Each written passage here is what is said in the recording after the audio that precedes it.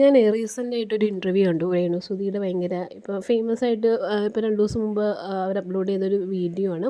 അതിൽ ആങ്കറിങ് ചോദിക്കുന്ന ഒരു ചോദ്യമുണ്ട്. ആ ചോദ്യം ഞാനിവിടെ പറയുന്നില്ല.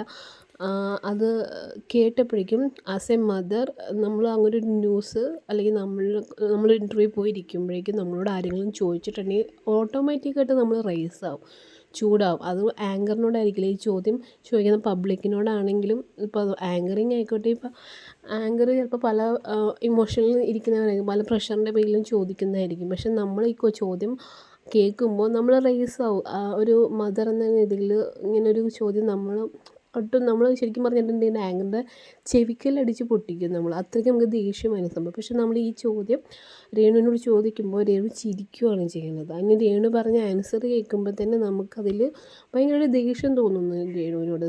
ഓക്കെ, രേണുവിന് ക്യാൻസറാണ്, അതൊക്കെ അക്സെപ്റ്റ് ചെയ്യുന്നു. പക്ഷേ ഈ ഒരു വേർഷൻ, ഈ ഒരു സ്റ്റൈലൊക്കെ കാണുമ്പോഴേക്കും അല്ലെങ്കിൽ ഈ ഒരു വേ ഓഫ് സംസാരമൊക്കെ കേൾക്കുമ്പോഴേക്കും ശരിക്കും ഇറിറ്റേഷൻ അല്ലെങ്കിൽ നമുക്ക് ഒരു നെഗറ്റീവ് ഫീൽ തന്നെ അവളോട് തോന്നുവാണ്, വെറുപ്പ് തന്നെ തോന്നുവാണ്. കാരണം ഒരമ്മയും കേൾക്കാൻ പറ്റാത്തൊരു ക്വസ്റ്റ്യൻസാണ് ചോദിച്ചിട്ടുള്ളത്. ഇപ്പോൾ ഞാനൊരു മദറാണ്, അപ്പോൾ എന്നോട് ഇങ്ങനത്തെ ക്വസ്റ്റ്യനാണ് ചോദിക്കണമെങ്കിൽ എന്തായാലും ഞാൻ റേസ് ചെയ്യും. അതിനെ ഞാൻ റിയാക്റ്റ് ചെയ്യും. ഓട്ടോമാറ്റിക്കായിട്ട് നമുക്കത് റിയാക്റ്റ് ചെയ്ത് പോകും. അല്ലെങ്കിൽ നമ്മൾ മിണ്ടാതിരിക്കുക, അങ്ങനെ എന്തെങ്കിലും നമ്മൾ. പക്ഷേ രേണുവിൻ്റെ ഭാഗത്തുനിന്ന് അങ്ങനെ ഒരു സംഭവമേ ഇല്ല. സോ അതുകൊണ്ട് എനിക്ക് എന്തോ എല്ലാവരും പറയുന്നത് അവർ ഫേക്കാണ്, ജെന്യുവിനാണെന്നൊക്കെ കുറേ പേര് പറയുന്നുണ്ട്, ഫേക്കാണെന്ന് പറയുന്നുണ്ട്. പക്ഷേ എനിക്കിതുവരെയും ഓക്കെ, ക്യാൻസർ പേഷ്യൻ്റാണ്, ഓക്കെ, അതൊക്കെ അക്സെപ്റ്റ് ചെയ്യുന്നു. പക്ഷേ ഇങ്ങനത്തെ ഒരു സംഭവം ഇങ്ങനെ ഒരു സോഷ്യൽ മീഡിയയിലോട്ട് ആ കൊച്ചിനെ വലിച്ചഴിച്ച് ഇങ്ങനെ പറയുന്നതിനെ കൊണ്ട്, അല്ലെങ്കിൽ ഇങ്ങനൊരു ചോദ്യം ചോദിക്കുമ്പോഴേക്കും അതിനെയൊക്കെ ഒരു കളിയാക്കുന്ന രീതിയിലോട്ട് ഇതെടുത്ത്, അതൊന്നും എനിക്കൊട്ട് അക്സെപ്റ്റ് ചെയ്യാൻ പറ്റുന്നില്ല. അതേപോലെ തന്നെ രേണു ഇപ്പം നോക്കിയ കണക്കൊക്കെ പറയുന്നുണ്ട്. ഒരമ്മ അങ്ങനെ നോക്കിയ കണക്കൊക്കെ പറയുമോ? നമ്മളുടെ കുഞ്ഞായിക്കോട്ടെ അല്ലെങ്കിൽ നമ്മൾ വളർത്തു മകനായിക്കോട്ടെ, നമ്മൾ നോക്കി അല്ലെങ്കിൽ നമ്മൾ ചിലവാക്കി, ഞാൻ നിനക്ക് നിന്നൊക്കെ ചിലവാക്കി, ഞാൻ നിനക്കൊക്കെ ഇത്രയും പൈസ തന്നു, അങ്ങനെയൊക്കെ ഏതെങ്കിലും അമ്മമാർക്ക് അത് പറ്റുമെന്നൊന്നും എനിക്കറിയാൻ പാടില്ല.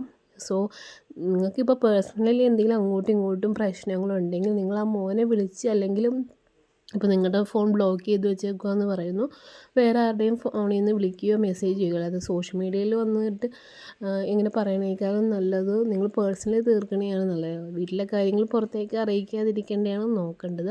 പിന്നെ ഇത് കോൺട്രവേഴ്സി ആക്കണം, ഇത് ചർച്ചാ വിഷയമാക്കണം എന്നൊക്കെ ഉദ്ദേശിച്ചിട്ടുണ്ടെങ്കിൽ പിന്നെ എന്ത് നെഗറ്റീവ് വന്നാലും കാര്യമൊന്നുമില്ല. പിന്നെ അതേപോലെ തന്നെ ആ കുട്ടി വന്ന് കണ്ടില്ലെന്നും പറഞ്ഞിട്ട് ആദ്യമേ വീഡിയോ ഇട്ട് എല്ലാവരെയും അറിയിച്ച് ആ കുട്ടിക്കെതിരെ സൈബർ അറ്റാക്ക് നടത്തിയത് നിങ്ങളാണ്. നിങ്ങൾക്കങ്ങനെ അവനെ കാണാൻ ആഗ്രഹം ഉണ്ടെങ്കിൽ അവനെ പേഴ്സണലി വിളിച്ചു, അവൻ്റെ റിലേറ്റീവ്സിനെ ആരെങ്കിലും വിളിച്ചിട്ട് അവനെ അറിയിച്ച് വരിക.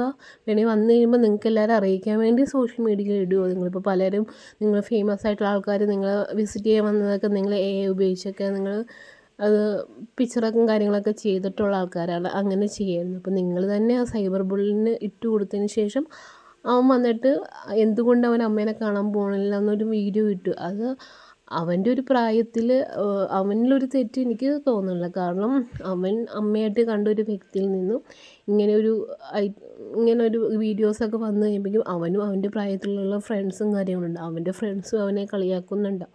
എന്താണ് നിൻ്റെ അമ്മ ഇങ്ങനെയൊക്കെ കാണിക്കണേന്ന് പറഞ്ഞ് ബുള്ളിങ് അവനും അനുഭവിക്കണുണ്ടാവും. അപ്പോൾ അവന് ഇങ്ങനത്തെ കാര്യങ്ങളൊന്നും ഇഷ്ടമല്ലാത്തത് കൊണ്ടാണ് അവനത് തുറന്ന് പറഞ്ഞപ്പോഴേക്കും അവന് കൊടുത്ത മറുപടി അവൻ ആ വീഡിയോയിൽ പറയണത്. അങ്ങനെയൊക്കെ കേൾക്കുമ്പോഴേക്കും നമുക്ക് ശരിക്കും ഇത്രയും നാൾ നമ്മളെ അമ്മ എന്ന രീതിയിൽ കണ്ടിട്ട് പെട്ടെന്ന് അമ്മയിൽ നിന്ന് വേറൊരു മാറ്റം വന്നപ്പോഴേക്കും ആ കുട്ടിക്ക് സഹിക്കാൻ പറ്റിയിട്ടുണ്ടാവില്ല. പിന്നെ അത്രയും സോഷ്യൽ മീഡിയയിൽ ഇട്ട് കൊടുക്കേണ്ട കാര്യങ്ങളും ഉണ്ടായിരുന്നില്ല.